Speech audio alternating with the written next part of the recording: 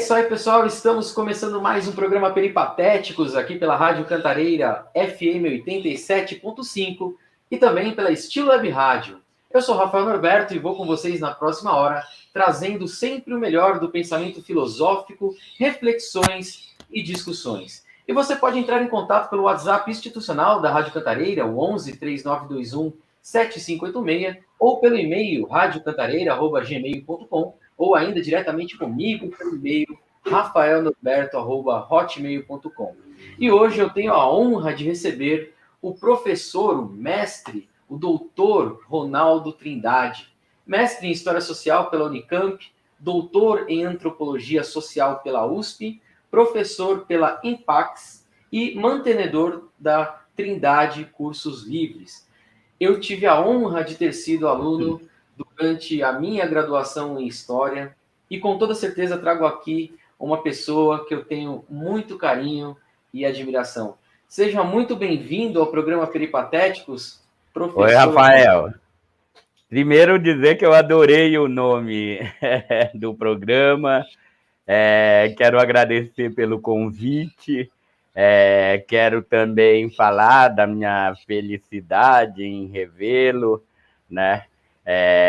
Eu vi aí, né, a gente estava conversando aqui pouco antes de entrar, né, eu vi o Rafael desde entrar calouro, né, até ir se tornando um professor, um intelectual, né? É muito bom para a gente que é professor, né?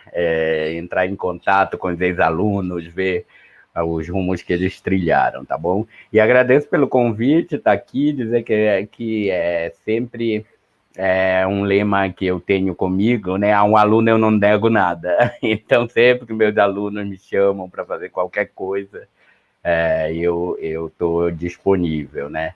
E principalmente agora, nesse momento, né, que a gente precisa, todo mundo manter um pouco de sanidade, né? Pensar de uma maneira mais, enfim, né, mais objetiva, mais funcional. É isso aí, vamos conversar. É isso aí, professor, e eu que agradeço, a honra realmente é toda minha. E nesse momento em que cada um fala uma língua, né, e que o Brasil parece uma torre de Babel piorada, né, a gente precisa realmente ouvir aqueles que têm muito a dizer, né? Então, queria dizer que eu conheço o professor Ronaldo, o trabalho dele, sei que aqui ele falará coisas que você não vai ver em qualquer lugar. E de antemão, professor, eu gostaria de salientar que eu não estou à altura desse encontro, né? E, portanto, todas as vezes que se for necessário me situar no espaço e no tempo, eu peço que, como muitas vezes você fez em sala de aula, que continue fazendo, porque será uma honra. Certa vez, Boas disse, né, entrando aí no campo da antropologia, o comportamento de um indivíduo é determinado não por sua afiliação racial, mas pelo caráter de sua ancestralidade e seu ambiente cultural. Partindo desse princípio, como você identifica politicamente o brasileiro hoje? Essa reflexão já é possível ser feita pela antropologia moderna? Olha só, Rafael, você já começou bem pesado, eu gosto assim. O pensamento social brasileiro, né, desde do seu período mais embrionário, ele sempre tentou, né, responder a essa pergunta que você está me fazendo, né? O que é o Brasil, né? Como explicar o Brasil, né? A gente e essas formas de explicar o Brasil, elas foram sempre mudando de acordo com a mudança no contexto, né? A gente tem aí, por exemplo, quando a TV chegou ao final a escravidão, né? Iniciou o período republicano, né? Eles também estavam se dando uma ali naquele momento, né? Querendo se explicar. Bom, agora que terminou a escravidão, né? Os negros não são mais africanos, são brasileiros, né? E os índios não querem mesmo ser brasileiros, né? Sempre negaram esse ideal de nacionalidade. Eles são bororos, são oiapoques, são, né? Então, naquele momento, eles também estavam tentando se responder, né, que tipo de povo nós somos, mas eles faziam isso, né, com uma preocupação na cabeça, E que tipo de povo seremos, né, agora que somos um povo? E o que prevaleceu nesse momento, né, só para reivindicar aí o início da sua fala, que foi o Boas, né, que aliás eu estou dando um curso sobre ele agora, nas minhas cestas antropológicas, naquele momento a solução que se teve, né, era pensar em sintonia, né, com o pensamento europeu mais sofisticado, que estava, né, enveredando pelas teorias eugenistas, pelo racismo biológico, né, enfim, pelas teorias raciais, que no seu limite, né, desaguaram no nazismo, né, desaguaram no colonialismo, na África, na Ásia, etc. Então, a raça... e aqui no Brasil, né, quando se fez nesse momento essa pergunta, né, como interpretar o Brasil, se sabia o que não se queria para o Brasil, não se queria um futuro, um passado, né, presente no futuro, né, devíamos nos afastar, né, do fantasma da escravidão, etc., de tudo que ela significava, e por isso, né, se buscou, né, imigrantes europeus de olhos claros para branquear a população, né? Então, nesse momento, a raça era algo que nos depreciava, né, as raças não brancas, né? Era essa a ideia. Precisamos branquear, né, para nos parecermos mais com os europeus.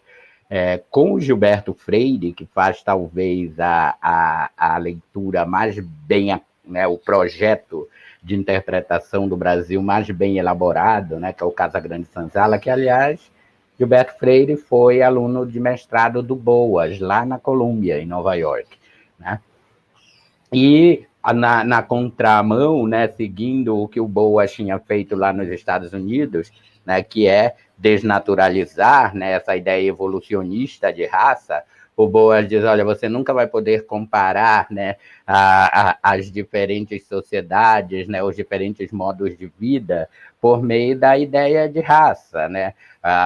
O modo de vida e o entendimento, né, e a criatividade de um povo, ela só é explicada a partir da sua história particular. E aqui o Gilberto Freire se propôs a fazer isso, né? Então, por meio da construção histórica dele, do Casagrande Senzala, né, ele vai negar essa ideia de que a raça é o que nos deprecia, né, as raças não brancas, e ele vai dizer muito pelo contrário, né? Nós somos uma civilização totalmente tributária dessas misturas de raça, né? Tudo bem que nessa mistura que ele vê, que é tributária, mas o protagonismo é sempre do branco português, né?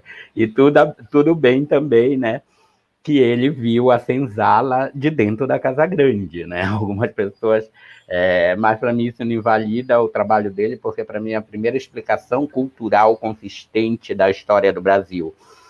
E que chega a um resultado. Ele diz, nós somos um povo mestiço, a mestiçagem é a nossa marca maior, né? Bom, depois nós tivemos outras tentativas de explicar o Brasil, né, como as do Roberto da Mata, né, que escreveu o Carnaval, Malandros e Heróis, né, que escreveu A Casa e a Rua, né, e o Roberto da Mata, ele leu o Brasil através, né, dos seus grandes rituais, né, o Carnaval, né, o futebol, o jeitinho brasileiro, né. Então, todas essas pessoas, né, elas estão em busca, né, de um ethos para explicar, né, digamos assim, para responder essa pergunta que você me fez, o que explica o Brasil. Mas se você perguntar atualmente, né, qual é a explicação mais plausível do Brasil, né, eu gosto de todas essas e acho que elas, como eu disse para você, todas essas explicações, essas interpretações, elas responderam a questões da sua época, né? E eu acho que a explicação sobre o Brasil que melhor explica, para mim, a época que nós estamos vivendo é a do Gessé de Souza, é a da Elite do Atraso, que ele faz uma longa análise da sociedade brasileira né, e ver, o Sérgio Buarque já havia falado isso de alguma forma, né, que a burguesia nacional, aqui nós não passamos por uma revolução burguesa, então a burguesia nacional, ela nunca quis desenvolver o Brasil, a burguesia nacional, ela sempre atuou com capital internacional, a burguesia nacional, diferente das outras burguesias liberais, ela operou contra nós, né? E eu acho que o livro do Gessé de Souza, né, os historiadores eles olham meio com o pé atrás, né, para esses trabalhos de longa duração, mas ele consegue fazer, né, uma análise do Brasil a partir, né, dessa ideia, né, de que o Brasil ele foi sempre, né, governado por uma elite do atraso, né? Uma elite que ela sempre foi diferente das outras elites, né? Das burguesias modernas europeias, né? Vamos combinar, né? Eu sou socialista, mas o Marx fez uma belíssima descrição da burguesia, talvez a mais bela descrição já feita, né? Ele diz que foi a única, até quando ele escreveu, né? Ele disse que era a única classe revolucionária, de fato, né? Que promoveu uma revolução da sociedade, na maneira de pensar, né? Nas estruturas políticas, etc. A burguesia brasileira não passou por uma revolução, né? É uma elite mesquinha, né? É uma elite que eu já usei essa metáfora, um grande amigo meu que morreu, ele usava também, né? Que a elite brasileira, se ela tiver que dar uma lasquinha do bolo, né? Para as classes menos favorecidas, ela se sente ofendida e prefere jogar o bolo fora, né?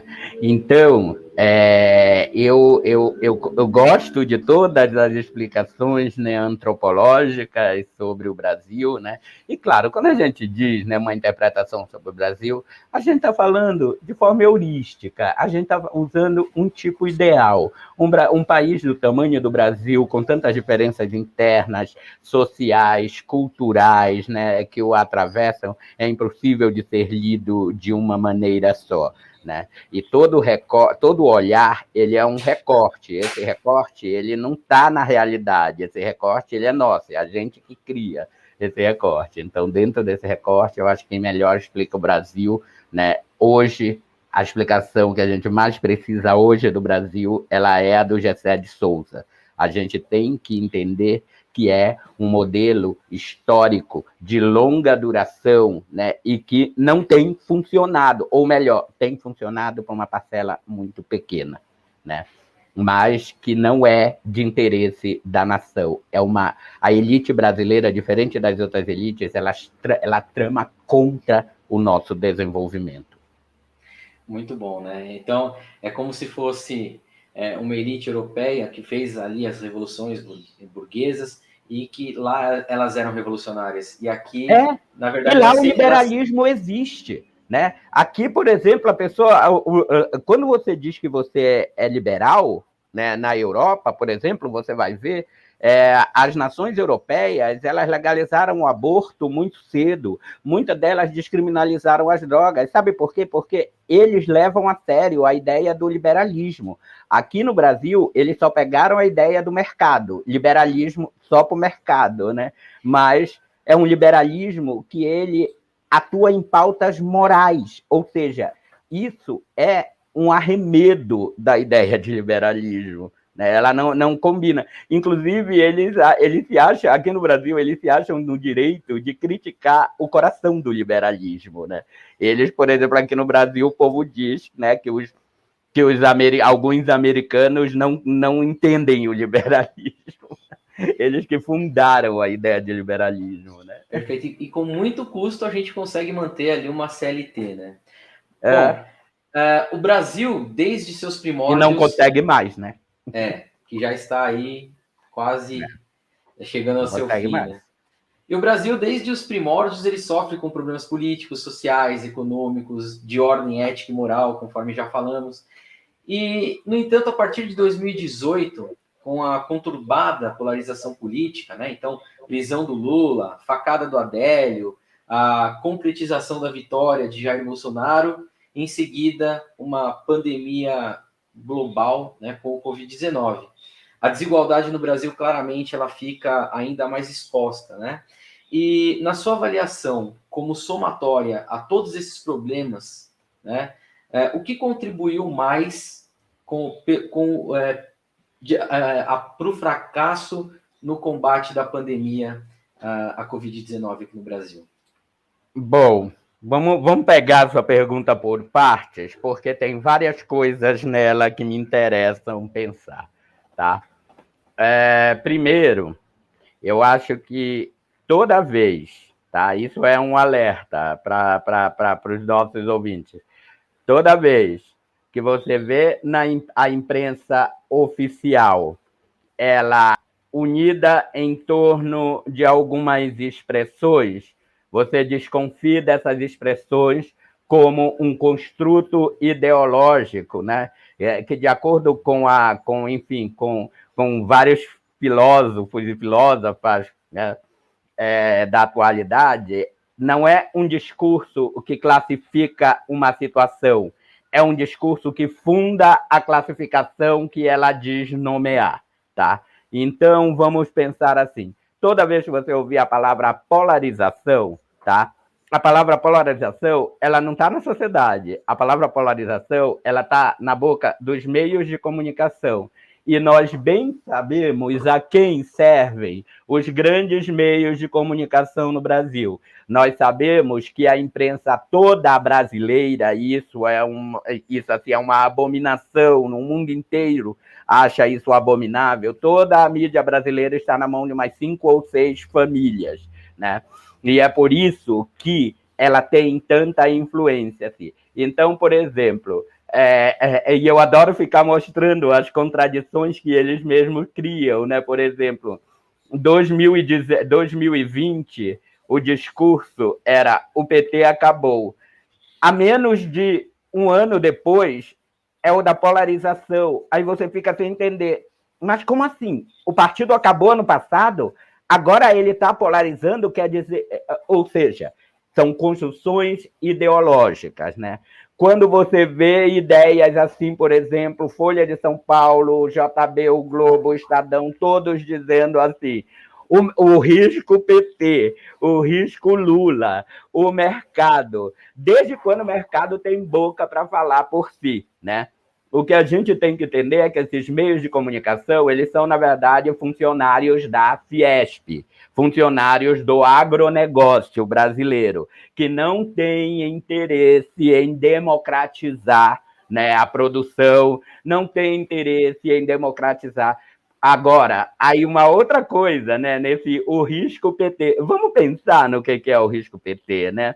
Não sei que é professor de história. Nunca os empresários faturaram tanto na história do Brasil como na era Lula, né? O Lula, ele era um bom negociante, então ele conseguiu fazer ser bom para o povo, e foi muito melhor ainda para o agronegócio, foi muito melhor ainda para os empresários. Mas, né, as pessoas sentiram a diferença na vida delas. Sabe por que esse mesmo mercado agora não quer o Lula? Portanto, a Folha não quer. Não quer pelo seguinte, porque eles descobriram que existe alguns tipos de governo que você pode continuar ganhando com a diferença de que você pode tirar direitos, né? De que você pode, né, arrochar salários, de que você pode, né, acabar com as férias, acabar com um monte de coisa. Então, para que a gente vai trocar um que dá lucro para a gente se a gente tem um que, além de dar lucro para a gente, ele topa tirar direito de trabalhador, né? Então, essa mesma imprensa que você viu, né, toda emocionada durante a pandemia, né, essa mesma mídia, entre uma notícia do aumento do número de casos e outro, ela aparecia falando, mas assim que aprovarmos a reforma administrativa, né, tem que aprovar logo essa reforma, né? Ou seja, a imprensa aqui, ela atua, né, como um braço do empresariado brasileiro, do agronegócio brasileiro, né? E nós temos um governo que ele está aí, né, para fazer todas as vontades do mercado. Só que nós estamos, né? Ninguém contou, né, aquela coisa. O homem, ele acha que ele tem um controle sobre o mundo, né? Quanto mais a gente avançou, né, em termos de ciência e tal, a gente acha que a gente tem um controle sobre o mundo. De repente, chegou esse vírus, chegou essa pandemia, né, que se alastrou de uma maneira e que obrigou a gente a frear, né? A frear um pouco a velocidade que a gente estava indo. Né? E num primeiro momento, né? Eu chamo de capitalismo porque o capitalismo sempre dá um jeito de lucrar em cima disso, né? O capitalismo não sai perdendo, né? O que pode acontecer é um conflito interno entre os próprios capitalistas, né? Porque o que é a luta contra o lockdown? Não é dos que estão ganhando dinheiro pela internet, que é desse capitalismo que se reinventou, que está no mercado online, né? É aquele capitalismo atrasado mesmo, sabe? É daquele cara com alma, né, de capitão do mato, de senhorzinho de escravo, né, que o mesmo trabalhador que poderia estar fazendo a mesma coisa na sua casa, ele quer que esse cara encare um metrô lotado e vai, né? Sabe por quê? Porque o que interessa para ele, né, aquela elite do atraso, né? O que interessa para ele, né, é explorar o trabalho, né? Então, é até simbólico, né? Eu quero ver essas pessoas aqui na empresa e tal. Mas isso é uma coisa, né? Então, como eu estava dizendo para você, né? E aí, né, nós temos a infelicidade, né, de, no momento mais difícil dos últimos 100 anos no mundo, né, a gente está na contramão do mundo. Por quê? Né? Porque esse é o momento em que um chefe de Estado ele assume o contrato social. Né?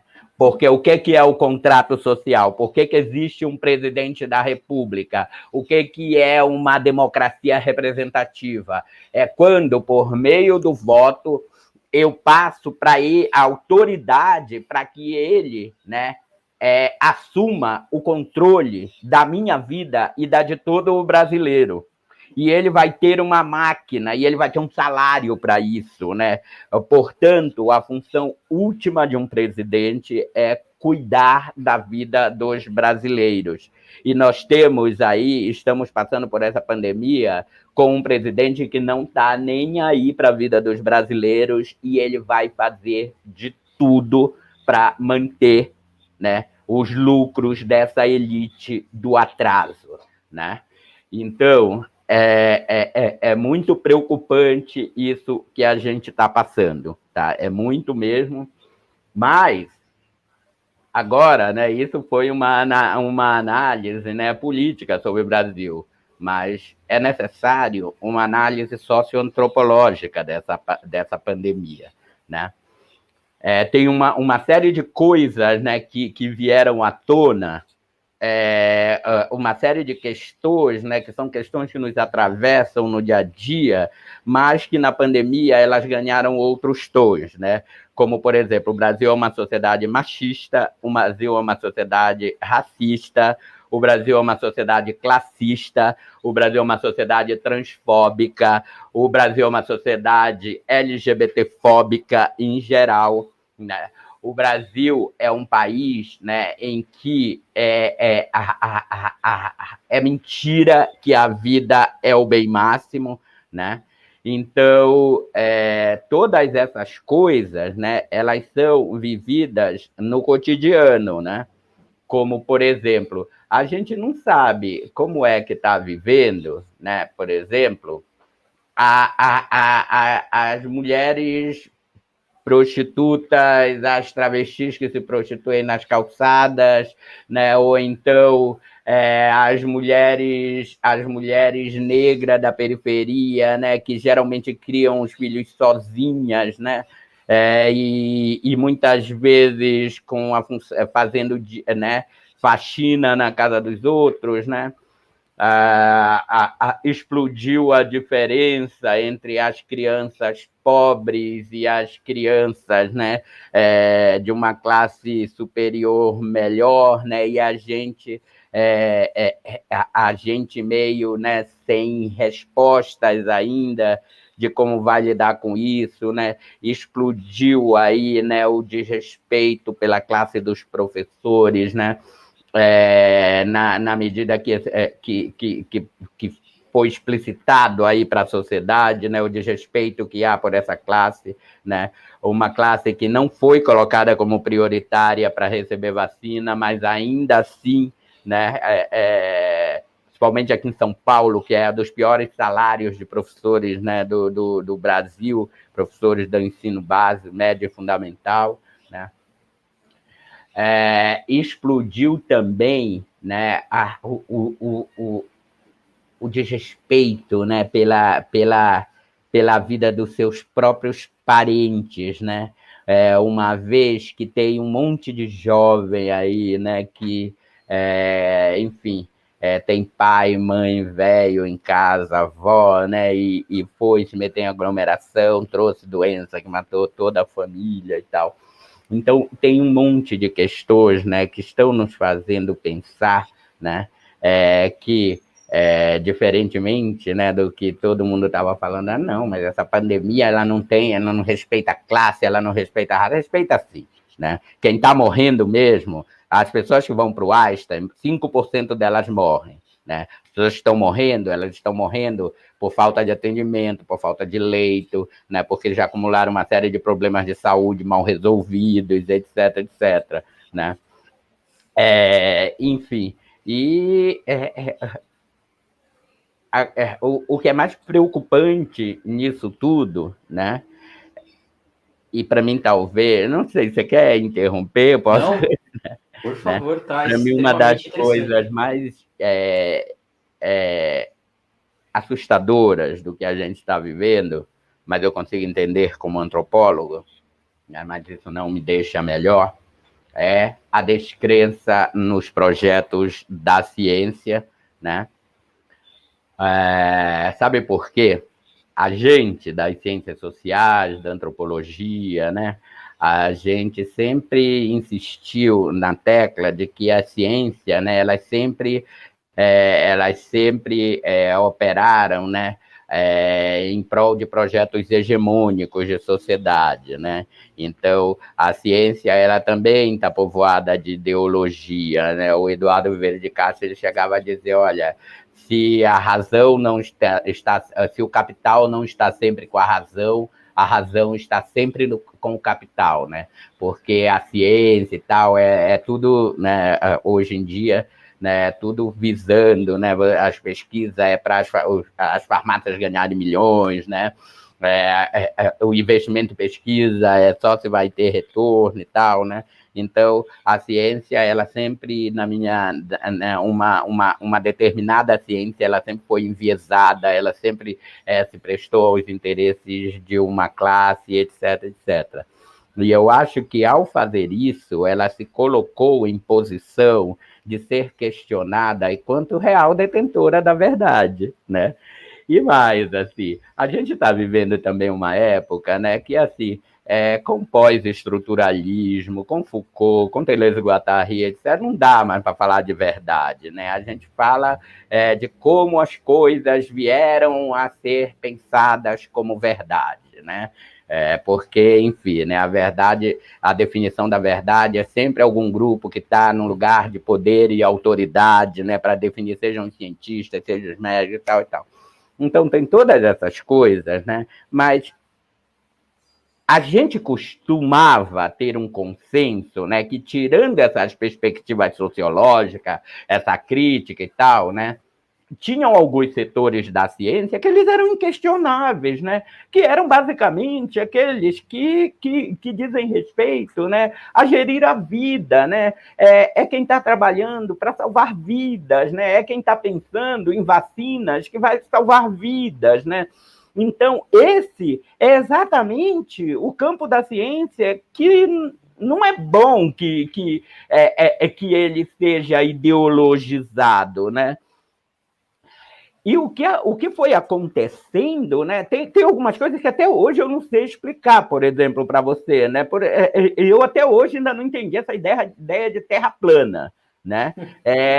Como é que isso se tornou uma questão? Quando eu vi, já aconteciam congressos mundiais de pessoas terraplanistas. Quando eu vi essa expressão, ela já era uma expressão corrente terraplanista. E eu achava que era uma brincadeira, mas não, é uma coisa séria, né? E aí são os mesmos terraplanistas, né, que questionam, por exemplo, uma série, né, de é cômico, né, um governo de terraplanistas com um astronauta que enfim, né, que sabe que a Terra não é plana, né? Mas aí, né, isso é uma coisa, né? Aí, quando a gente viu essa coisa do terraplanismo, né, ela já estava conectada com outros tipos de questionamento que ofendiam outros campos da ciência, como, por exemplo, a ideologia de gênero, né? Os pesquisadores das ciências humanas, da filosofia, das ciências sociais, elas tentaram mostrar que o gênero é uma ideologia, né? É através das relações de gênero que as mulheres são subalternizadas, são oprimidas, são violentadas e tal. Então, o gênero né, era a ideologia, e era uma ideologia, né, que as organizações feministas, LGBTs, passaram a combater, né? Então, sem ter um mínimo entendimento do teor dessa discussão, se criou uma expressão chamada ideologia de gênero, né? Que, se ela fosse usada para denunciar o gênero como ideologia, né? Ou seja, uma ideologia que oprime as mulheres e tal, mas eles, sem entender do que estavam falando, né, começaram a elaborar um discurso de que a gente estava querendo destruir a ordem natural das coisas, né? É como se ela estivesse dizendo, não, o gênero é natural, né? Mas o que eles querem dizer é que não é natural. Eles não entenderam o que a gente estava falando. E assim como os terraplanistas desrespeitam o conhecimento dos físicos, dos geógrafos, né? Assim como os antivacina desrespeitam, né, o conhecimento dos médicos, dos cientistas, etc., né, o conhecimento das ciências humanas foi absolutamente refutado, descartado. Então, a gente tem um grupo de pessoas, né, isso que é o mais assustador, que parece que abriu uma cratera da Idade Média, elas saíram lá de dentro e entraram dentro de um mundo moderno, né? Não que eu fique feliz com o mundo moderno, mas qual é o problema disso, né? O problema disso é, né, que isso não está sendo pensado pelas pessoas que falam sobre isso. Isso não está sendo pensado sequer pelos governantes que falam sobre isso, né? Existe uma categoria que os cientistas sociais, os historiadores, né, cientistas políticos trabalham atualmente, que é o conceito de guerra híbrida, né? É um tipo e que a guerra híbrida ela não tá, ela quase destruiu, né, a democracia mais forte do mundo, que era a democracia norte-americana. Foi através dessa guerra híbrida. O que é essa guerra híbrida? É uma guerra que é feita por meio de algoritmos, né? Em que, por exemplo, se você acessa só mesmo, as coisas que você acessa no Facebook, tudo que você clica vira um algoritmo, né? E que uma empresa ela pode vender para as pessoas pacotes, comprar pacotes e dizer assim, eu quero tantas pessoas vendo só esse tipo de informação, né? Eu quero disparos de WhatsApp, né? Então, essas insanidades, elas estão sendo construídas por meio de uma inteligência artificial que está sendo usada com a clara intenção de destruir as democracias do mundo, né? Eles quase fizeram... lá na Ucrânia, o mundo já sabe quem é, né? Steve Bannon, né? O Steve Bannon, que é quem, né? Inclusive esteve envolvido na campanha do Bolsonaro, esteve envolvido na campanha do Trump, esteve envolvido no Brexit lá em Londres, né? Onde tem sinal, né? Como é que opera isso, né?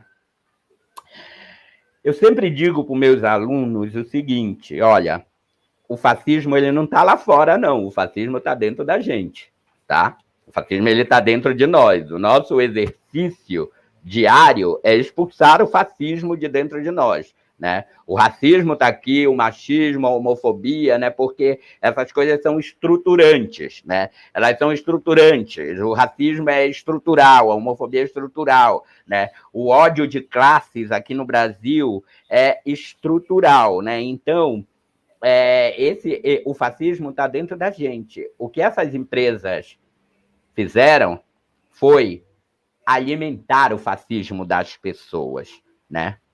E aí você vê, eu costumo dizer, aquela tiazinha super fofa, uns 4 anos atrás, do seu WhatsApp, evangélica, que tratava você só com beijinho, ela virou uma fascista, que ela quer pena de morte, né? Que ela acha que tem que ter arma, que tem, né? Eu não estou querendo desculpar as pessoas, né, pelo que elas fazem. Eu acho que, como eu disse, eu acho que o fascismo estava dentro delas em algum momento, né? Elas se deixaram levar por isso, né? E aí, a partir do momento que você manipula o ódio das pessoas, né? O Hitler já mostrou para gente o que é que isso acontece, né? O que você manipula, né? Aí você começa a criar inimigos, né? Por exemplo, né? Uma das coisas que mantém os evangélicos brasileiros, como né? E, pessoal, quando eu digo os evangélicos, por favor, eu sei que tem um monte de evangélico progressista, eu sei que tem um monte de evangélico que realmente leva a sério a sua religião e tal, mas existe alguns setores evangélicos, né, que eles operam, né, a partir da construção de inimigos imaginários, né? É a mamadeira de piroca que quer destruir, né, a família, as feministas querem destruir a família, os gays querem destruir a família. Eu até quero destruir a família, porque eu não gosto desse modelo de família heteronormativa e tal. Eu acho que família tem que ser considerado, todo mundo que quiser ter uma família tem que ter família. Tá?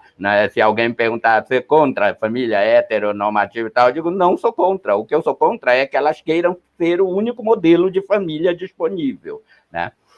Então, no meio de tudo isso, né, que a gente está vivendo, a gente viu, né, coisas que estavam acontecendo que era inexplicável, né? E essas coisas que estavam acontecendo que eram inexplicáveis, né? Por exemplo, daquelas pessoas, né, fazendo, por exemplo, um adesivo simulando um estupro de uma mulher, da presidente Dilma. E isso, se você fosse ver, né, a família de bem estava andando com aquele adesivo no carro e tal, né? E se divertindo com isso, ou seja, a banalização do mal, como diria Hannah Arendt, né? O problema, Norberto, é que isso tudo aconteceu junto. A gente teve, né, as manifestações de 2013 que começaram espontâneas e foram canalizadas para atender os interesses das elites, né, aí brasileira, dessa elite do atraso, né, instrumentalizada pelos meios de comunicação, né, que passaram a dar o tom, né, que eles queriam, eles impuseram a narrativa que quiseram, né, e naquela narrativa que nasceu como uma insatisfação geral, virou uma insatisfação contra o governo que eles queriam derrubar, né? E aí a gente viu aquele espetáculo grotesco, né, de ser transmitido, né, em cadeia nacional, né? E eu ainda tive a infelicidade de eu estava trabalhando, organizando uma pesquisa lá na Paulista e com um telão, daí eu vendo tudo, eu vendo assim pessoas elogiarem torturadores, né, etc. E as outras pessoas aplaudindo, né? Então, eu costumo dizer que vai ser muito difícil para os historiadores explicarem isso, gente. Vai ser muito difícil para os historiadores explicarem isso no futuro, né? E aí, para mim, o que está acontecendo agora com o negacionismo, etc., etc., para mim, ainda está na coisa da guerra híbrida. Para mim, essa coisa ainda está funcionando via grupos de WhatsApp, via suas postagens, né? Bom, as pessoas têm que saber, né? Todo mundo ama a rede social, né? Eu trabalho via rede social, né? Divulgando as minhas coisas e tal, né? As redes sociais, elas estão destruindo as democracias, né? As redes sociais, elas estão disseminando fascismo, porque o fascismo ele é molecular, ele se dissemina muito facilmente, né? E as pessoas, né? E eu tenho medo do que pode estar por trás disso, eu tenho medo que haja um projeto necropolítico mesmo, de que tanto por cento da população mesmo tem que morrer, não tem espaço para todo mundo, não vai ter alimento para todo mundo, não vai, enfim, né? A gente sempre fica com medo, né, do que está por trás, né, dessa guerra híbrida, porque talvez, né, destruir as democracias seja só um primeiro passo, né? A gente não sabe o que vem depois. Se eles conseguem, né, através de muito esforço, né, dominar e impor essa ignorância, né, que a gente tem visto, né? Então, quando se domina, né, a sociedade e se impõe o que deve ser feito, né? Então, até coisa meio contraditória. Você chegou a falar aí de família, de religião, né? Eu não consigo, por exemplo, eu sou ateu, mas quando a gente estuda a Bíblia, quando a gente estuda as religiões de uma forma até antropológica, como diz ali o próprio Feuerbach, né? Religião, ela é antropologia.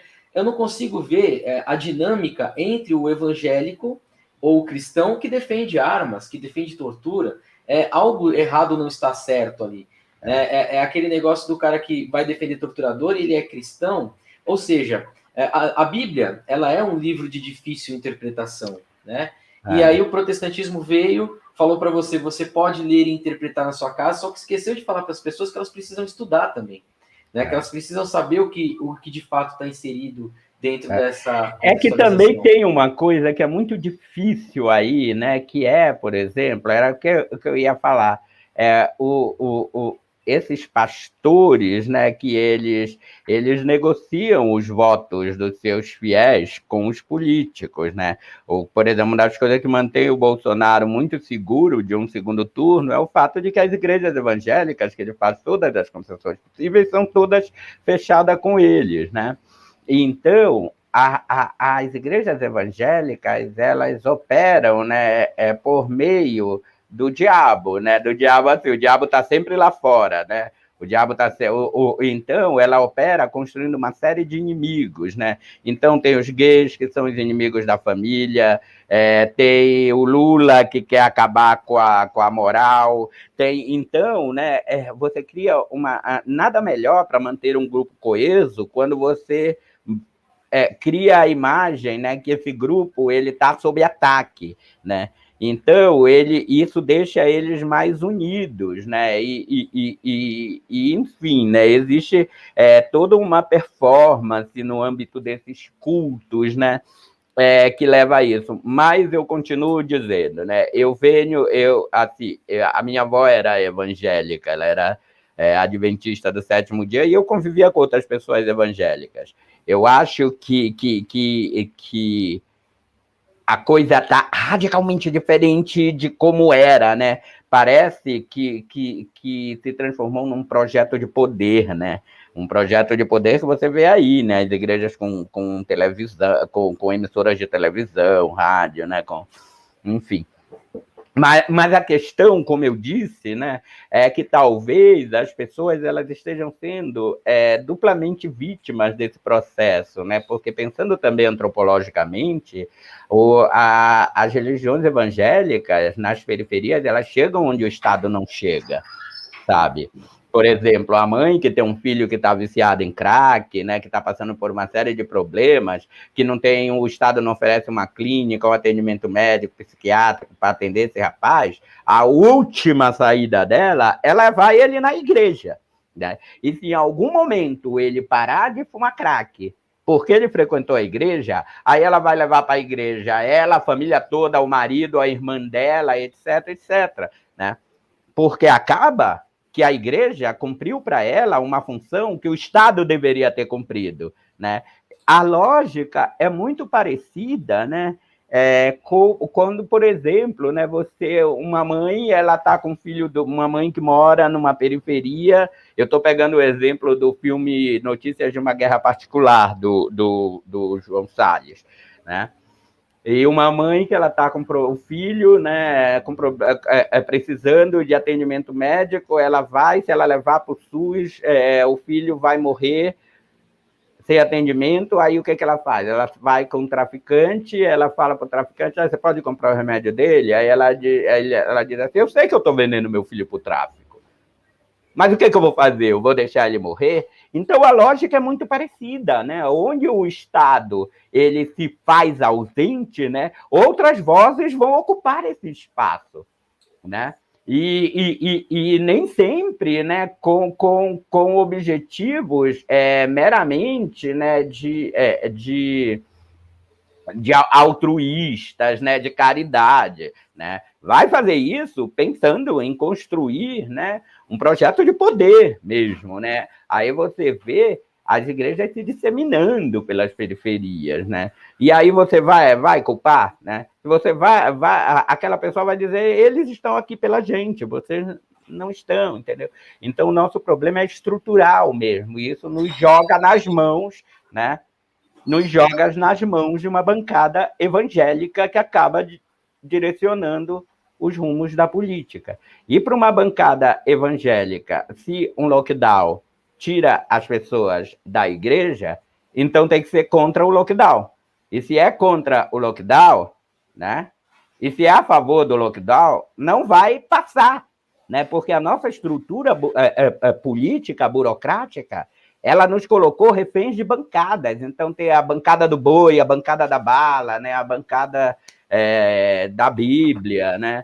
Enfim, é bem complicada, né? Eu acho, né? E é horrível chegar a essa conclusão, principalmente para o historiador e o antropólogo de orientação socialista. Eu acho que só quem pode salvar a gente é o mercado, né? Eu acho que é só na hora, né, em que o Bolsonaro ele estiver fazendo mais mal para o mercado do que fazer bem, é que esse governo vai ter freio, né? É só quando o mercado decidir que é melhor vacinar do que, né, botar as pessoas morrendo, né? Como fizeram as outras burguesias de outros países, é que a gente vai ter, né, um enfrentamento adequado, né? Porque, enfim, se for depender da vontade dos grupos hegemônicos que estão aí, a gente tem aí uma realidade muito triste, muito dura pela frente.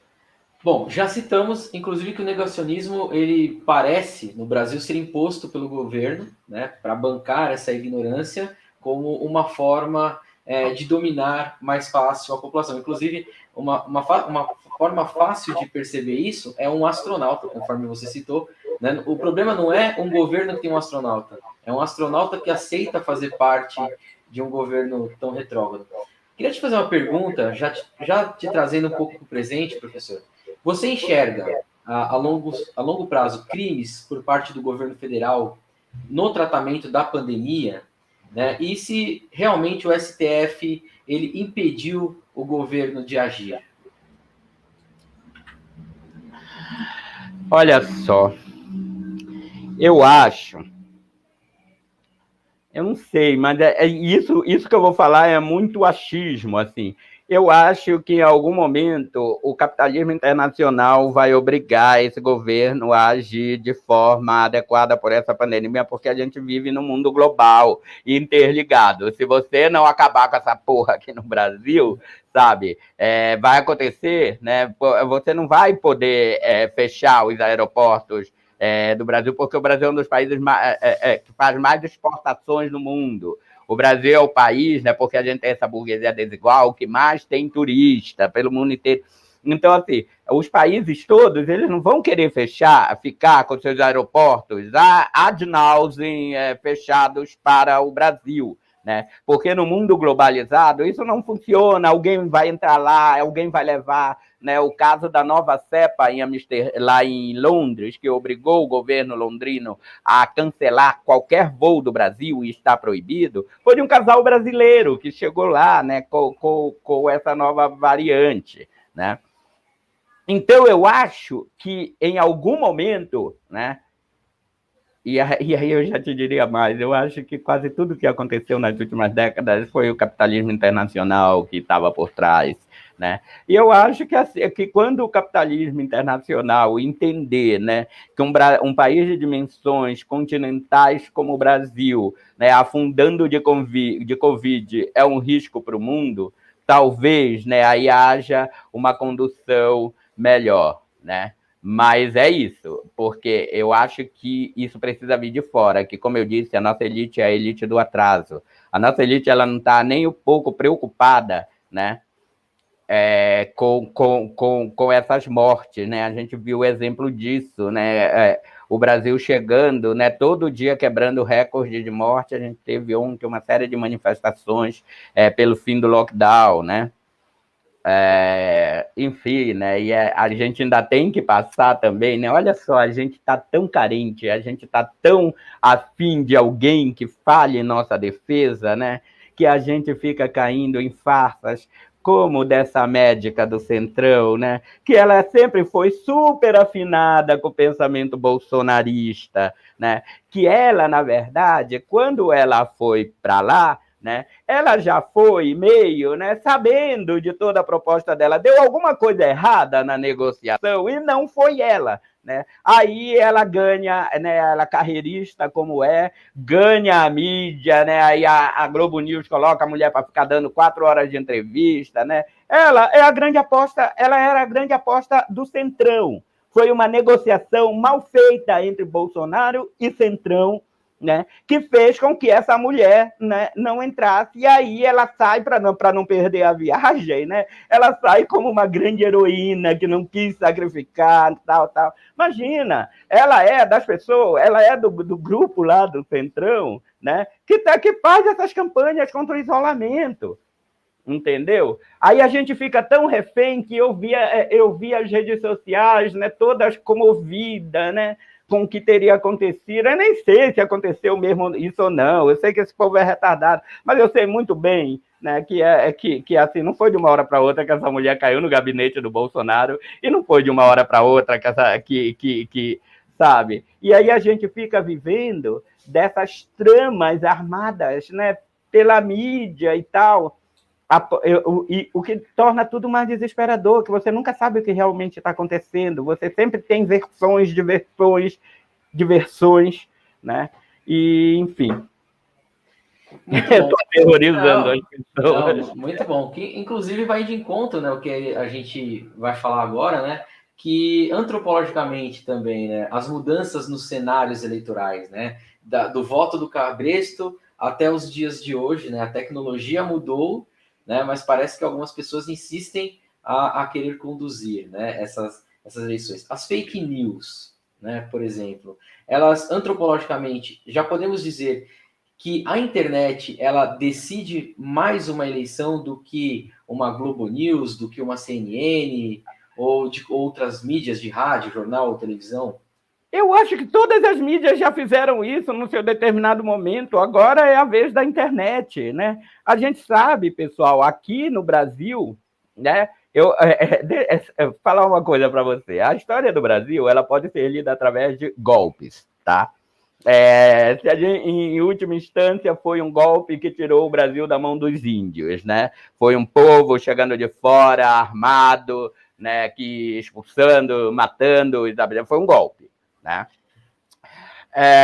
A independência do Brasil, ela foi um golpe, né? Ela foi um golpe articulado entre as elites da época, né? Por quê? Porque enquanto a América Latina estava ardendo em guerras revolucionárias, né, contra a sua metrópole, aqui no Brasil, a nossa independência, ela foi assim, a aristocracia rural disse, ó, vai ter independência, mas ninguém mexe nos escravos, mantém a escravidão. Né? Aí a burguesia urbana disse, tá, mas tem que abrir os portos para ter comércio, né?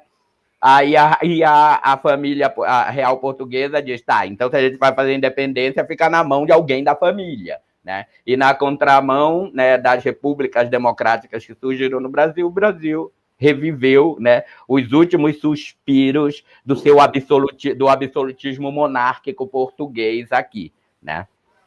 Mas tá, o Império, e por incrível que pareça, o Império brasileiro, ele foi o período, claro que era muito menos brasileiros, né, que podiam ser considerados brasileiros, mas foi um período de longa estabilidade econômica para o Brasil, né, tudo bem que eram muito poucos que tinham acesso, a maioria da população era escrava, né, mas aí, né,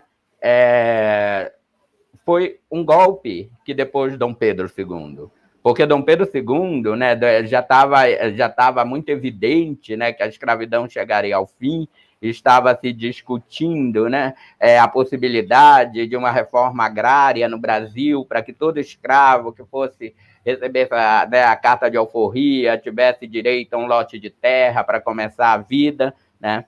E mais, foi um golpe, né, misógino, porque ele não tem, né, quem substituiria Dom Pedro seria a princesa Isabel. Né? Imagina assim, aquele bando de militares ia receber ordem de uma mulher naquela época. Então, foi literalmente um golpe militar, né, que depois Dom Pedro. Né? E aí inicia a Primeira República, até que um golpe, né, que foi, né, o Estado Novo, ele, né, instaura a ditadura varguista, né? Aí depois nós tivemos um curtíssimo período de democracia, né, ali entre o final dos anos 40 e, né, meados da década de 40, né? Aí a imprensa brasileira começa a articular um golpe. Aí os golpes já começam a ter mais a cara dos nossos golpes, né? A imprensa brasileira, porque o Getúlio Vargas, né, ele estava querendo fortalecer a indústria brasileira, né? Fez a Companhia Siderúrgica Nacional e tal, né? Para quê? Para fortalecer a indústria de base aqui, a elite do atraso, né? Que tinha negócios com os Estados Unidos, né, que era melhor ficar comprando os produtos dele, né, em vez de ter uma indústria de base, né? Essa elite orientada pelos Estados Unidos começou a cavar o golpe do Getúlio, né? Só que saiu errado aquele incidente da Rua Toneleiro, né, que era para simular que o Getúlio tinha mandado matar alguém para, né, para insuflar a população contra o Getúlio. É assim que a mídia causa golpes, né, insuflando a população. E aí depois, né, Getúlio passa na frente de todos eles, né, quando eles já tinham jogado toda a opinião pública dele, vai dar um tiro na boca e recupera passa a perna em todo mundo e recupera a opinião pública. O golpe que aconteceu em 64 era para ter acontecido naquele momento. Como Getúlio foi esperto, esse golpe foi adiado só um pouco mais, tá? E aconteceu em 64. E durou até 80 e pouco. Então, nós vivemos só um pouquinho de democracia e já tivemos um outro golpe em 2016. Se tem uma coisa que é constante na nossa história, são os golpes. Se é uma coisa constante na nossa história, é o apoio das elites aos golpes. Se é uma coisa constante na história do Brasil, é a imprensa servindo, né, como instrumento ideológico para os golpes. Foi assim, é assim ainda hoje, né? Então, assim, por exemplo, na época, quem fez isso ativamente foi a Folha de São Paulo, foi o Estado, foi a Veja, foi a Globo, né?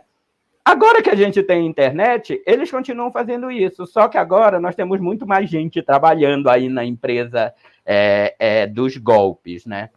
O Dom Pedro II, inclusive, ele entra com um golpe e sai com outro, né? O golpe da maioridade, depois o outro golpe. Depois nós temos os vices, né, que também são perigosos na nossa história, Floriano Peixoto, né, Temer, né, e por aí vai. Então a gente tem que sempre Agora a coisa fica... Desculpa, Não, continua. por favor, pode ir. Agora a coisa fica ainda mais complicada quando você pensa quem foi que receberam os golpes ao longo do século XX. Foram os governos de esquerda. E os golpes, eles têm... Gente, o golpe de 2016, a tradição família e propriedade, essa aberração que ainda tem um prédio aqui em Higienópolis, eles ainda tinham guardadas as mesmas faixas que eles usaram para depor o João Goulart, né? O Brasil não vai virar uma Cuba e não sei o quê. A pauta moral é a mesma da marcha da família com Deus, que foram aquelas beatas, né? Fundamentalistas que foram para a rua pedir golpe, né? Então, a gente vê aí, né, que os mesmos discursos, eles continuam fazendo efeito sobre outra roupagem, né? Eu sempre falo de uma amiga minha, que é a Denise, que é uma amiga, ela é diretora lá do Instituto Federal de São Paulo. Ela disse que uma vez ela estava numa fila e tinha uma mulher muito nervosa dizendo que ela ia votar, ela não ia votar no Haddad porque os comunistas iam tomar a casa dela. Aí a Denise perguntou, mas a senhora mora onde? Eu moro na casa do meu filho e tal. A casa é sua? Não, não tenho casa. A casa dele não é alugada. A Denise disse, qual é a casa que o comunismo vai tirar de você? Chega a ser absurdo, né? E aí, então, se você fala para ela, olha, quem tira a sua casa é o banco, não é o comunismo, aí a coisa, sabe? Mas não adianta, não adianta.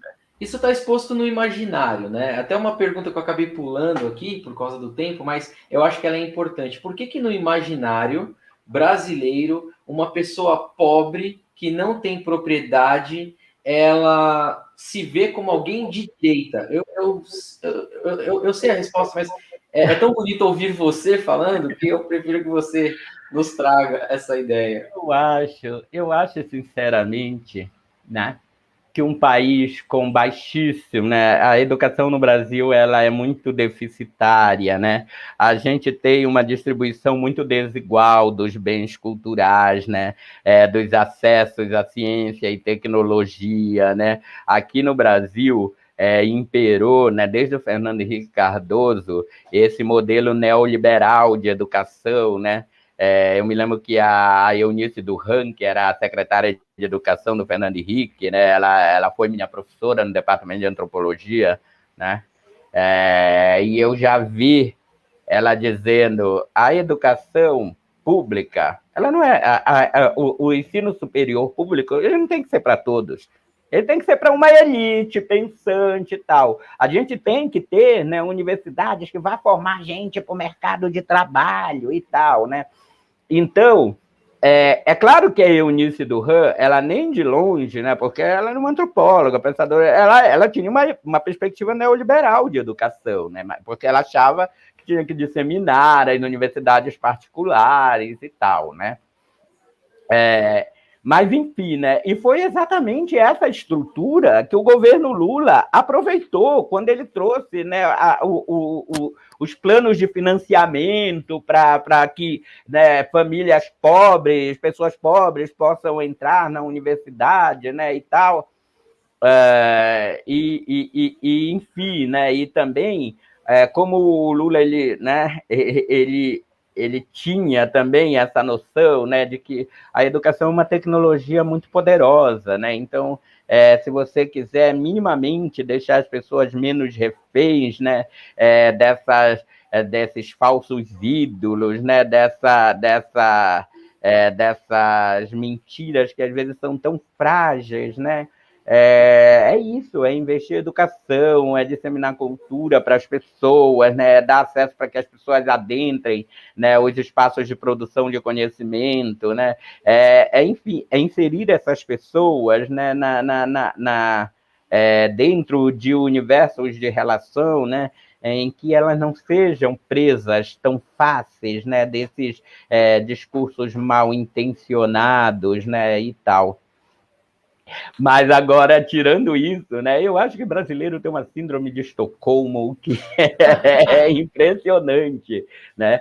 Aqui, por exemplo, né, no Brasil, você pode estar sofrendo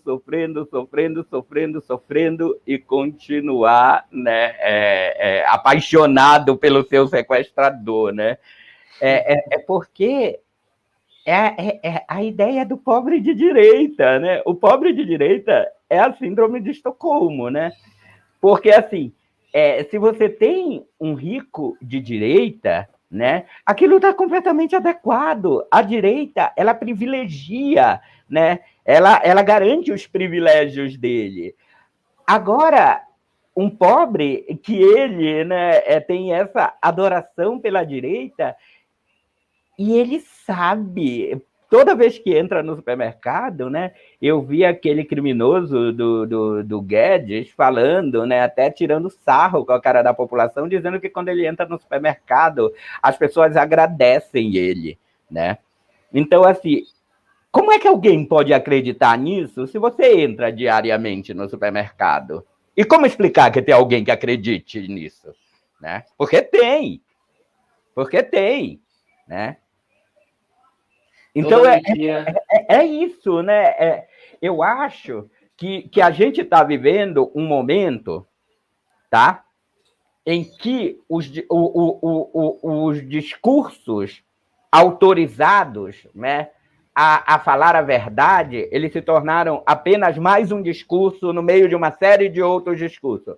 A verdade, agora, ela virou ponto de vista, né? É capaz de... É igual como eu faço, né? Quando eu tinha um monte de amigos, né? Alunos, muito deles, tem alunos da Uninove, inclusive, que eu já vi, que eles tinham uma admiração por mim, eles respeitavam o que eu falava, né? Eles sempre me viram como a pessoa que eu sou um pesquisador muito sério, eu sou um intelectual muito sério, eu sou um professor muito sério, muito dedicado, né, a democratizar conhecimento. Eu não sou nem um pouco dedicado a todos esses mecanismos de avaliação, prova e tal. Você sabe disso, você foi meu aluno. Eu estou preocupado que o aluno saia e que ele aprenda. Essas mesmas pessoas, várias pessoas, né, que eu já vi lá da Uninove, e não só da Uninove, de outros lugares que tinham essa visão de mim, quando começou esse embate político, a minha opinião passava a valer menos do que uma postagem de WhatsApp ou de Facebook, entende? Então, quando isso acontece, é muito preocupante, porque a gente fica sem referenciais. Quem é que a gente tem que ouvir? Quem é que tem razão, né? No mundo em que ter razão virou só um ponto de vista, né? E volto a dizer, né? Isso continua acontecendo, né? Via os grupos de WhatsApp e tal, porque, gente, assim, é isso que eu falei para você. Não adiantava eu ir dizer que não existia mamadeira de piroca, né? Porque a postagem o coisa do WhatsApp dizia que tinha mamadeira de piroca, né? E para alguém, né, enfim, né, você me conhece, eu estudei a minha vida toda, eu nunca parei de estudar, né? Aí você vê a sua opinião valendo menos do que uma postagem de Facebook, né, do que um influence de YouTube, né? Aí é preocupante, né? Porque a gente corre o risco de virar um barco à deriva, né? De não ter ninguém para nos orientar, porque, enfim, tudo virou político, tudo virou uma disputa de futebol, tudo virou, né, de que lado você está, né? E aí, e mais, né? E incentivado pela mídia, né? Como eu falei para você, né? Ano passado, o PT acabou, menos de um ano depois, polarização, mercado vê polarização, né? Então, assim, como é que você vai falar? Né? Como é que você vai discutir isso com as pessoas. Que bom que você me chamou aqui na rádio, eu estou falando isso, estou levando a minha opinião aí para as pessoas, né? Mas é isso, quem vai assistir esse programa e quem vai se afinar são pessoas que se afinam com você, com a sua postura, com dos seus amigos, né? E talvez elas vão assistir, porque alguém, né, que vai assistir como um hater, né, vai dizer que eu falei um monte de bobagem, que não sei o que, não sei o que eu sou comunista e que não sei o que, né? E sem aí? saber o que significa comunismo, sem saber o que significa socialismo, sem ter lido nem o prefácio do Das Kapital, né? Nem o prefácio. Não, e sem saber o que significa capitalismo, sabe? É tipo a classe média. A classe média, ela não entendeu o que é capitalismo, né? Se ela tivesse, como você disse, lido Marx, né? O Marx já diria, né? Tem uma divisão básica. O capitalista detém os meios de produção, o proletário vende sua força de trabalho. A classe média vende a sua força de trabalho e acha que é capitalista, né? E ela se identifica mais com a burguesia, que de fato é capitalista, do que com os trabalhadores, que, como ela, vendem sua força de trabalho, né? Enfim, Você sabe qual é uma prática muito boa que eu costumo fazer, né? Desde quando eu comecei a fazer essas entrevistas, conversar com algumas pessoas, evidente as críticas acontecem. Eu mudei o método, ao invés de discutir com essas pessoas, eu faço perguntas. Então eu pergunto, tá, mas de onde você tirou isso? Quando a pessoa já não começa a saber responder de onde ela tirou, aí você começa a ter um campo mais aberto para falar, olha, vem cá, eu vou tentar te explicar de onde isso foi tirado. Mas eu acho que elas não abrem esse campo. Porque quando elas ficam sem resposta para a sua pergunta, ela vai acionar os velhos discursos. Comunista, você não sei o quê, você quer destruir a família, você quer fazer não sei o quê. Então, elas não estão dispostas a chegar nesse lugar das perguntas, entendeu? Eu acho que, enfim, né? Bom, assim como aconteceu essa pandemia, a gente nunca sabe o que vai ser o amanhã. Né? Pode acontecer uma coisa que vai mudar tudo. Felizmente, o historiador não vê futuro, né? A gente lê o passado. Mas eu percebo, por exemplo, eu tenho algumas pessoas que tinham um discurso sobre a pandemia e que mudou quando perderam pessoas. Então, isso é uma coisa muito pesada. Não, mas eu acho que essa sua lógica, ela serve para tudo. Tem um monte de homofóbico que é homofóbico até ter um filho homofóbico, um filho gay, uma filha lésbica. Tem um monte de gente que é racista, né? Até, digamos assim, sei lá, né? O seu filho, a sua filha casou com um rapaz negro, você teve neto, se apaixonou pelo neto, aí você vai ver que aquele seu neto, ele que você é apaixonado, ele vai viver no mundo racista. Aí você vai começar, por conta dessa proximidade, talvez construir, né, um ativismo antirracista, né? E assim, igual tem um dado muito interessante sobre isso que você falou. Por exemplo, tem pesquisas que apontam que a população alemã que viveu durante o nazismo só parece 30% dela, de fato, tinha algum contato com os judeus. Porque os judeus, eles são uma comunidade, vivem entre eles e tal, né? E também com os homossexuais, que também era uma comunidade que vivia entre eles, e também com os ciganos e tal. E era exatamente porque só 30% da população tinha contato com essas pessoas, né? Que 70% da população alemã apoiou o Holocausto. Né? Provavelmente, as que não apoiaram eram as que tinham contato. Né? Então. E quanto tempo. Desculpa. Pode falar. E quanto tempo a gente vai demorar para perceber, né, aqui no Brasil, que nós estamos caminhando para algo parecido? Vai ser só depois que a desgraça estiver feita mesmo? Eu acho que a desgraça está feita, né? Eu acho que 2.334 mortes diárias, a desgraça já está feita, tá? O que eu acho né, que é isso, a gente tem que se mobilizar. A gente tem que se mobilizar. E mobilizar no sentido, tem gente que diz, né? Eu me tornei professor, me tornei ativista político, acreditando que revolução é permanente. Eu faço revolução em todos os lugares, em todos os momentos. Eu não converso com você sem ter uma ideia de fazer revolução. Eu não converso com meu porteiro sem ter a ideia de fazer revolução. Mas o que é fazer revolução? Chegar a falar, comunismo, não, né? É você desconstruir no seu dia a dia, em todas as suas relações, né, uma série de ideias distorcidas, preconceituosas, etnocêntricas, né? É um trabalho de formiguinha, né? Mas o que você tem que estar disposto a fazer, né? Eu acredito muito que é por meio do contágio que a gente vai atingir outras pessoas, do contágio, né, no sentido de entrar em contato com as outras pessoas, que a gente vai conseguir tocá-las, né? Eu acho que primeiro, se a gente quer mudar alguma coisa, a gente tem que ter isso em mente.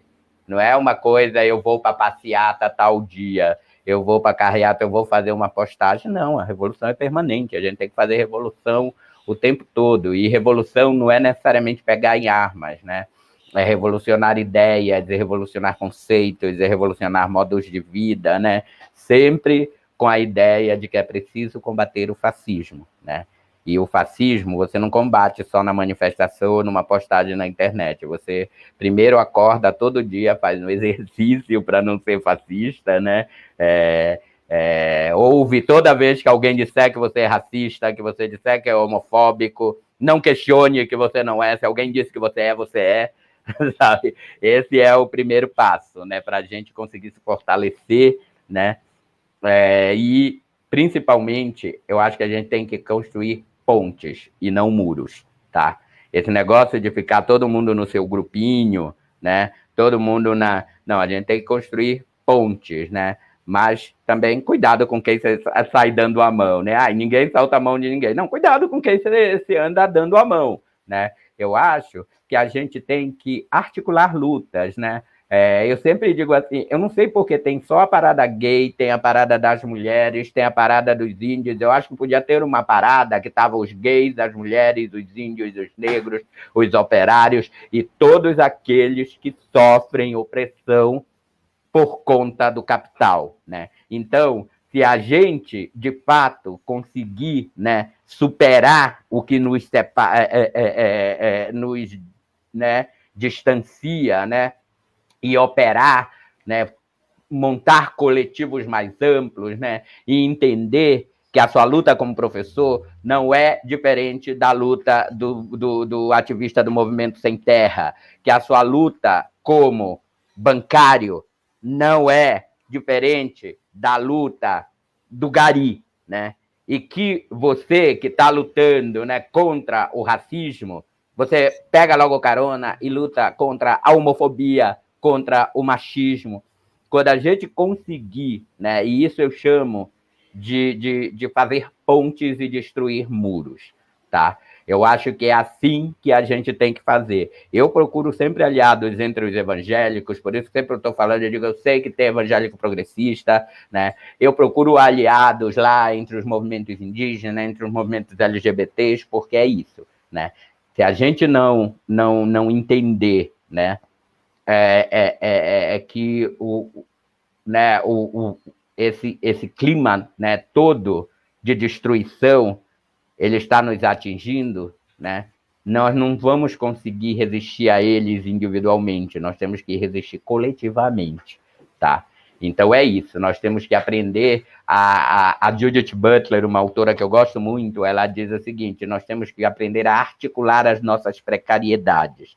As nossas vidas são precárias, né? Nós que somos pobres, nós que somos LGBTs, nós que somos negros, nós que somos mulheres, nós que somos transgênero, nós que somos índios, nós que somos trabalhadores rurais sem terra, nós que somos trabalhadores sem teto, né? As nossas vidas são precárias, né? E existe uma má distribuição dessas precariedades, né?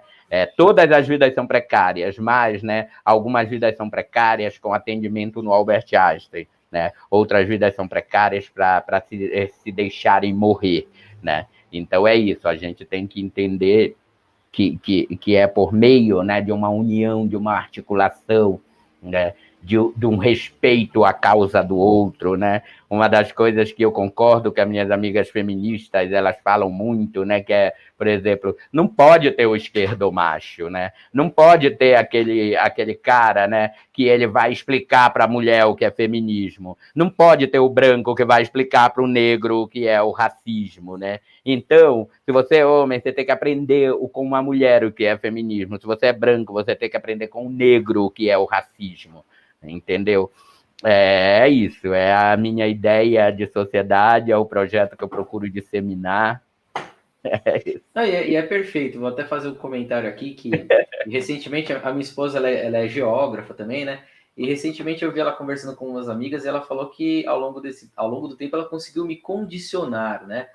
E quando eu ouvi primeiramente aquilo, eu fiquei meio assim, eu falei, pô, mas o que é isso? Aí depois a gente vai entendendo, né? Que é a louça que você pode lavar que não cai sua mão, Lógico. né? É descer um lixo, né? É tudo as coisas que minha esposa, ela trabalha lá, inclusive ela dá mais aulas do que eu, né? E que evidentemente eu tenho que fazer as coisas dentro de casa, né? Então, e realmente ela falava que quando ela casou comigo, minha mãe realmente me condicionou dessa forma. A minha mãe fazia tudo, né? E eu não fazia nada. Isso é machismo estrutural.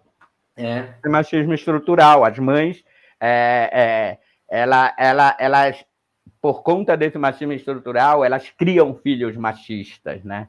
Isso é terrível. Mas que bom que tem uma mulher como a sua fui que condicionado. vai desconstruir você, Fui né? condicionado. E é uma coisa boa. E igual quando eu fico possesso, quando eu ouço alguma mulher dizendo, não, meu marido é super legal, ele ajuda com as crianças. Isso é machismo estrutural, porque ela não tem a noção de que ele não tem que ajudar com a criança. A criança é tarefa dele também. Quando diz que ajuda com a criança, parece que a criança é tarefa dela e ele deu uma ajuda. E o discurso que faz com que essa tarefa seja dela, né? E é isso, a esquerda tem que aprender a lidar com isso, né? O Marx, ele também não conseguiu historicizar o que as mulheres faziam da porta de casa para dentro, ou seja, da opressão que elas sofriam, que não era por salário, né? O Marx não conseguiu historicizar que os dois eram explorados na fábrica, mas quando chegava em casa, o homem sentava e esperava que a mulher fosse fazer a janta, ou seja, né? Se a gente não consegue historicizar, né, todas essas opressões, aí vai ficar difícil, né? Então tem que ter mulher igual a sua que bota para lavar louça mesmo. E o que eu percebo é que a gente aproveita melhor a vida, né? Então sobra mais tempo para ficar no sofá conversando, né? Não sobrecarrega, não fica tão cansada, né? Nem eu. Então acaba sendo a É uma vida fica relação que tem a melhor, né? solidariedade como pano de fundo, né? Porque o homem que não consegue perceber, né? Por exemplo, a pandemia foi cruel com as mulheres. A pandemia foi muito cruel com as mulheres, porque mesmo que um casal tivesse em casa, né? Os dois fazendo home office, quando a criança chorava, o marido já olha para a mulher e ela tem que largar o que ela está fazendo e cuidar da criança. Ela tem que acordar um pouco antes, que ela tem que bater a roupa e fazer tudo. Então, assim, para as mulheres, a pandemia foi muito pior do que para os homens, né? A gente tem que levar isso em consideração. E assim como para os negros foi pior do que para os brancos, né? Está sendo pior, né? Assim como para as pessoas trans é pior do que para as pessoas cisgêneras, né? Ou seja, todos esses recortes sociológicos, eles todos se fizeram valer na pandemia, né? E todas essas questões passam ali na Globo, na CNN, como uma notinha curta, né? É. Bem curtinha, né? E etc. Bom, É o professor, para não dizer que não falei das flores, né? exatamente, muito bom. Professor, eu estou caminhando aqui já para o finalzinho Tá da certo. nossa entrevista, mas queria fazer uma pergunta a nível de futuro. Eu sei que nós historiadores não somos muito bons com o futuro, né? Como diz a Lilian Schwartz, como cidadão eu torço, mas como historiador eu observo, né? E o que a gente observa é que recentemente nos Estados Unidos nós tivemos uma tentativa frustrada de golpe ali pelo Donald Trump, através de suas redes de fake news e grupos formados pela internet que conspiraram ali e colocaram em risco, né, a democracia mais uma vez com a invasão ali do Capitólio. Por sorte, as instituições americanas elas são sólidas, né? E os Eles são parlamentares, bons de dar golpes nos outros, né? Eles se cuidam muito bem para que não tenha. inclusive eles na pandemia fizeram um golpe, tentaram fazer o golpe home office, né? É. Foi dentro de casa, né? Mas eles conseguiram ali manter o negócio, né? É. Você acha que o Brasil caminha para algo muito parecido em 2022, com a diferença de que nossas instituições elas não são sólidas? Deixa eu falar uma coisa, Rafael. O que eu vou falar não é como historiador, mas também não é como senso comum, não, tá? Eu acho, né, que se a gente for fazer uma análise do contexto internacional, né, está tendo um recrudescimento da extrema-direita no mundo, tá? Isso tem a ver com os novos interesses, né, do liberalismo. Se você for pegar só para colocar uma análise, né? Os Estados Unidos, eles só permitem 4 gestões progressistas, né? Aí depois eles armam um golpe para retirar. Foi assim na Bolívia, foi assim no Brasil, foi assim na Nicarágua, né? Ele deixa assim, um governo progressista, né? Ficar, tá, não, mas já não tá, vamos fazer, né? Fizeram isso. Então, a gente sempre tem, né, que saber, né, que interesses estão alinhados. Os governos progressistas, eles existiram na América Latina em consonância com os governos progressistas norte-americanos, tá? Se você for ver, progressista não, né? Que não existe progressista norte-americano, né? Com os democratas americanos. Uma coisa que eu costumo dizer dos americanos, né? Aí que tem o Trump dizendo vamos invadir a todos. Aí não, Biden não, vamos invadir a todos, a todas e a todes. Né? Que passa aquele verniz liberal, né? Mas a gente vê, o Obama nunca tirou as tropas do Oriente Médio, né? O Biden não vai tirar, a Hillary queria guerra, né? Então e tal. Mas esses governos democratas, né? Eles são mais abertos aos diálogos, né? E tal. Então, eu acho que a queda do Trump nos Estados Unidos, ela desembaralhou, ela embaralhou toda a política de novo, né? Por quê? Porque aí você já vê um efeito disso, né? Por exemplo, o golpe da Bolívia naufragou, né? Um partido de centro, né, levou as eleições. Você viu aqui na Argentina um partido de centro levando as eleições. Você viu centro-esquerda, né, na Argentina. Você viu no Chile, né, a onda, né, inflamada, progressista. A gente viu agora, né, no Paraguai, né, e tal. Então, eu acho, né, que a extrema-direita ela está perdendo espaço na geopolítica mundial. E eu acho que o Bolsonaro ele está totalmente isolado. E eu acho também que o efeito Lula, né? Porque a gente sabe, pessoal, outro daquelas ideias fictícias é a ideia do antipetismo, né? Que o PT não levou porque existe um antipetismo. Mas que porra de antipetismo é esse? Que para o PT não levar, precisaram prender o Lula, precisaram criar, né, dar todo o golpe, precisaram forjar uma facada falsa, precisaram fazer um monte de coisa para garantir esse antipetismo?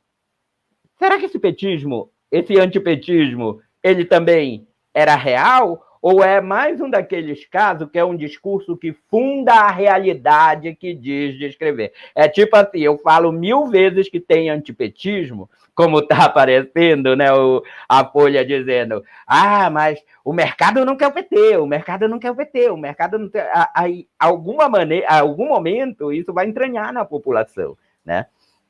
Então, assim, precisaram fazer tudo isso para, digamos assim, o antipetismo prevalecer, né? Mas agora é um cenário que não vai ter como ter outra facada falsa, gente. Não vai ter, né? A gente sabe disso, né? Outra coisa, quem que você acha que negocia melhor com o empresário, Lula ou Bolsonaro? Bolsonaro não sabe nem falar, né? Quem negocia é o Guedes, mas a gente sabe que o Guedes também, né? Ele não negocia melhor que o Lula. A gente sabe que o Lula é um negociador, foi assim que o Lula surgiu na política. Então eu acho, né, que o Lula elegível, né, ele se afina com esse cenário de transformação que está acontecendo na América, no continente americano como um todo. Os personagens folclóricos da extrema-direita, assim como o Bolsonaro, eles são a grande minoria da América Latina na atualidade, tá? O Brasil é esse o maior representante aí da extrema-direita, porque é um país continental. Só que o Bolsonaro, né, e a gente sabe que é o capitalismo internacional que define os rumos da política. E eu acho que não é com o Bolsonaro, não é com os empresários brasileiros, ou com eles também, que o Lula vai negociar. O Lula vai negociar logo com o capitalismo internacional, né? Naquele discurso dele, ele disse, não vou conversar com militares, não vou conversar, ele estava dizendo, não vou conversar com peixe pequeno, vou conversar com quem manda nessa coisa. Então, eu acho, sim, né, se me perguntarem, sim, como analista político, eu acho que, né, o Bolsonaro ele vai para o segundo turno, mas ele já vai muito desgastado. A gente viu o Fernando Henrique Cardoso, que foi um dos pais do golpe de 2016 agora, afirmando que vai votar no menos ruim, mas o menos ruim é o Lula, né? A gente vê o Dória tirando a candidatura dele porque o efeito Lula decapitou todos esses pretensos candidatos, né? Huck, Amoedo, Dória, foram todos decapitados, né? Para que você vai entrar numa eleição sabendo que não vai para o segundo turno, né? Decapitou o Ciro Gomes, de uma certa forma.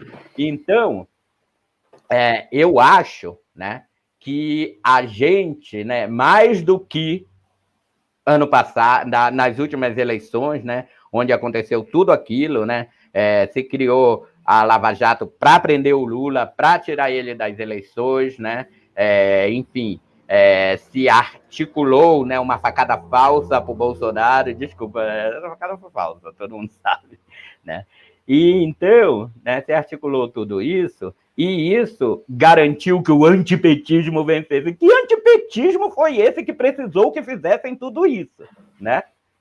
É por isso que eu sempre digo o seguinte, quando eu vejo, assim, tudo bem, quando eu vejo a Globo falando em antipetismo, né, a Folha, o Estadão, eu digo, tá, a gente sabe a que eles servem, né? Agora, quando eu vejo intelectual dizendo, mas eu tô com medo por causa do antipetismo, eu digo, porra, olha pro passado, faz o mínimo de análise de conjuntura, vê o que aconteceu, vê se o que você tá falando faz sentido com o que aconteceu. Se tivesse antipetismo, não precisava de lava-jato, não precisava de facada, não precisava de golpe, não precisava da mídia entrar, né? Como o Bonner tem um vídeo que contabiliza quantas vezes o Bonner falou no nome do Lula, né? Não precisar, aí aparece, né, depois o Bonner dizendo, não, porque nós noticiamos, nós fazemos a cobertura, tá, fez a cobertura da Vaza Jato, né? A Vaza Jato passava em todos os meios de comunicação menores, mas na Globo não passava, né? Ou seja, então, se precisou ter toda essa estrutura para garantir a eleição do Bolsonaro, isso é essa estrutura, né? Se sustenta. Então, o antipetismo é real ou é como a polarização, né? Ou é como a recuperação econômica, que foi outra expressão, né? Que em nome da recuperação econômica se fez tudo, se tirou direito, se acabou com a CLT, enfim, né? Se venderam a alma ao diabo, em nome disso. E todo mundo aceitava, porque a Globo aparecia e dizia, em nome da recuperação econômica do país, né?